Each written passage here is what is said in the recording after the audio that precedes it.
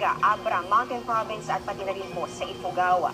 Signal number 1 din, dito po yan sa Benguet, Ilocos Norte, Ilocos Sur, La Union, Pangasinan, Aurora at pati na rin po dito sa northern portion ng Nueva Ecija. Sa mga nabanggit na lugar, posible pong maranasan yung mga pabugsong-bugsong hangin dahil po yan dito sa Bagyong Isang.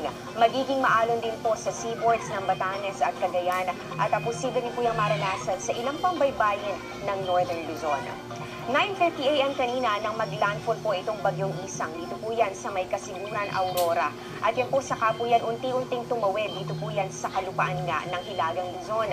Huli po itong namataan kaninang hapon ng Pag-asa sa vicinity ng Aglipay dyan po sa may Quirino. Taglay po ang lakas ng hangin nga abot sa 55 kilometers per hour at yung pagbugso po nito nasa 90 kilometers per hour. Kumikilos po itong Bagyong Isang, yan po ay pa west-northwest sa bilis lamang na 15 kilometers per hour. Ayon po sa Pag-asa, magtutuloy-tuloy ang pagtawid nitong Bagyong Isang. Dito po yan sa Northern Luzon.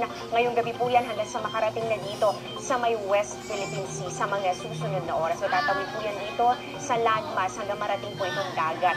Bukas ng umaga o hapon ay maaari pong nasa labas na rin po yan ng Philippine Area of Responsibility. Pero depende pa rin po yan kung magkaroon po ng pagbagal o pagbilis palalo sa pagkilos po nito sa mga susunod na oras.